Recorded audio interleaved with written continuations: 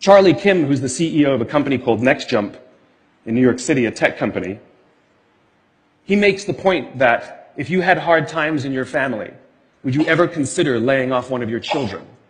We would never do it. Then why do we consider laying off people inside our organization? Charlie implemented a policy of lifetime employment. If you get a job at NextJump, you cannot get fired for performance issues. In fact, if you have issues, they will coach you and they will give you support, just like we would with one of our children who happens to come home with a C from school. It's the complete opposite. This is the reason so many people have such a visceral hatred, sort of anger at some of these banking CEOs with their disproportionate salaries and bonus structures. It's not the numbers. It's that they have violated the very definition of leadership. They have violated this deep-seated social contract. We know that they allowed their people to be sacrificed so they could protect their own interests. Or worse, they sacrificed their people to protect their own interests. This is what so offends us, not the numbers. Would anybody be offended if we gave a $150 million bonus to Gandhi? How about a $250 million bonus to Mother Teresa? Do we have an issue with that? None at all. None at all. Great leaders would never sacrifice the people to save the numbers. They would sooner sacrifice the numbers to save the people. Bob Chapman, who runs a large manufacturing company in the Midwest called Barry Waymiller, in 2008, was hit very hard by the recession, and they lost 30% of their orders overnight. Now, in a large manufacturing company, this is a big deal, and they could no longer afford their labor pool. They needed to save $10 million. So, like so many companies today, the board got together and discussed layoffs. And Bob refused. You see, Bob doesn't believe in head counts. Bob believes in heart counts. And it's much more difficult to simply reduce the heart count. And so they came up with a furlough program. Every employee from secretary to CEO was required to take 4 weeks of unpaid vacation. They could take it any time they wanted, and they did not have to take it consecutively. But it was how Bob announced the program that mattered so much. He said, it's better that we should all suffer a little than any of us should have to suffer a lot. And morale went up.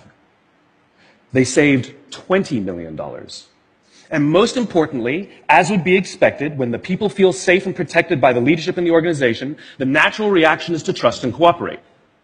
And quite spontaneously, nobody expected, people started trading with each other. Those who could afford it more would trade with those who could afford it less. People would take 5 weeks so that somebody else only had to take 3. Leadership is a choice. It is not a rank.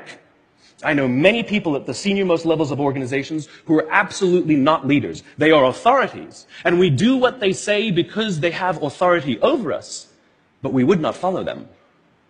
And I know many people who are at the bottoms of organizations who have no authority, and they are absolutely leaders. And this is because they have chosen to look after the person to the left of them, and they have chosen to look after the person to the right of them. This is what a leader is. I heard a story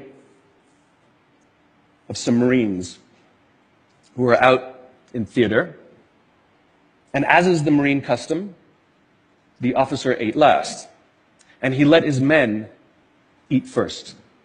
And when they were done, there was no food left for him. And when they went back out in the field, his men brought him some of their food so that he may eat. Because that's what happens. We call them leaders because they go first.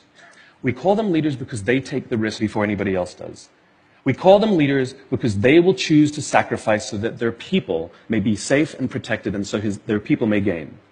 And when we do, the natural response is that our people will sacrifice for us. They will give us their blood and sweat and tears to see that their leader's vision comes to life.